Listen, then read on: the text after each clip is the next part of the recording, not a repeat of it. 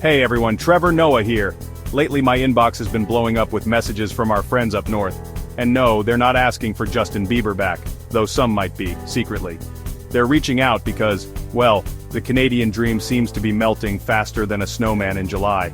Canadians, known for their politeness and love of maple syrup, are facing some serious economic woes. We're talking stagnant wages, sky-high housing costs, and an economy more reliant on natural resources than a beaver in a lumberyard. So, what's going on with our neighbors to the north? Why are so many Canadians packing their bags and heading south? And what does this mass migration mean for the good old US of A? Buckle up, folks, because we're about to dive headfirst into the Canadian economic crisis. Remember when Canada was like that cool, stable older brother everyone admired? Yeah, those days might be gone. The Canadian economy is stuck in a rut, folks. Think of a hamster on one of those wheels that goes nowhere. That's Canada's GDP growth, practically non-existent. Unemployment is up, wages are stagnant, and the cost of living is higher than a moose in a growth spurt.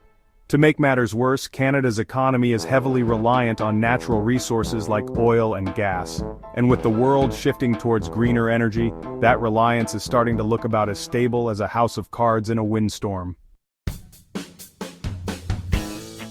Let's talk about the Canadian housing market, or as I like to call it, the Maple Leaf Mirage. See, home prices in Canada have reached levels that would make even a Hollywood celebrity blush. We're talking Vancouver surpassing Seattle in prices, even though Seattleites earn double the income. What's fueling this housing frenzy?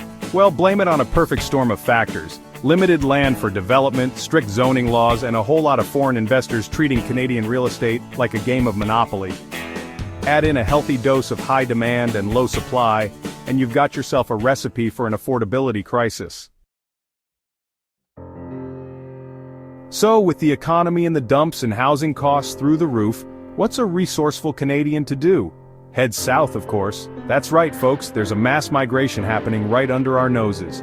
Canadians are packing their bags, bidding farewell to their beloved Tim Hortons, and crossing the border in search of a better life. And who can blame them? The US offers a stronger economy, more job opportunities, and most importantly, affordable housing. It's enough to make you want to trade in your toque for a 10-gallon hat. Section 5, Selling Sunshine, Why Canadians Are Ditching Their Florida Escapes. Here's a plot twist for you. It's not just Canadians moving to the US, it's also Canadians moving from the US. Remember all those snowbirds flocking to Florida for the winter? Well, it seems like the Sunshine State is losing its luster for our Canadian friends. Why? Well, the falling Canadian dollar means their US expenses are suddenly a lot more expensive. Add in rising property taxes, insurance costs, and those pesky condo fees, and suddenly that Florida paradise is starting to feel more like a financial burden. Section 6, America versus Canada, A Tale of Two Economies. Now, I'm not saying the US economy is perfect. We've got our own set of problems, from student loan debt to a healthcare system that could bankrupt a small nation. But compared to Canada right now, we're looking like the land of opportunity, my friends. The US economy is bigger, more diverse, and less reliant on natural resources. We've also got a more business-friendly environment, which attracts investment and creates jobs. So, while Canadians might miss their universal healthcare and poutine, they're finding that the American dream, for all its flaws, is still within reach. Section 7. What does this mean for American homebuyers? Now, for all you savvy investors out there, this Canadian exodus could spell opportunity. With Canadians selling off their US properties, particularly in sunny Florida, there's a good chance we might see some sweet deals on the market. But remember, folks, buying real estate is like playing the stock market. There are always risks involved. So, do your research, consult with a financial advisor, and don't put all your eggs in one basket, or in this case, one condo on the beach.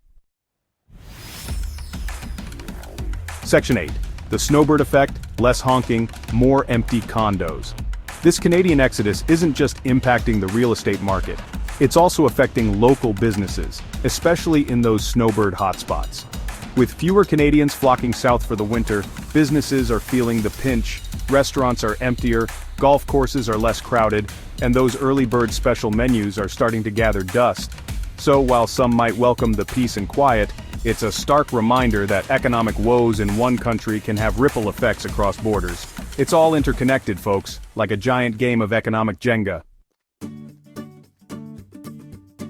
Section 9, Conclusion, the Canadian Conundrum and its Ripple Effects. Well, there you have it, folks, the Canadian economic crisis in a nutshell.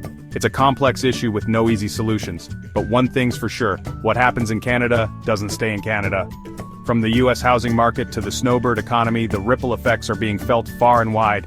As for our Canadian friends, we're rooting for you. We know you're a resilient bunch, and we're confident you'll weather this storm. And hey, if you need a place to crash while you're figuring things out, you know where to find us. Just maybe lay off the A jokes for a bit, eh?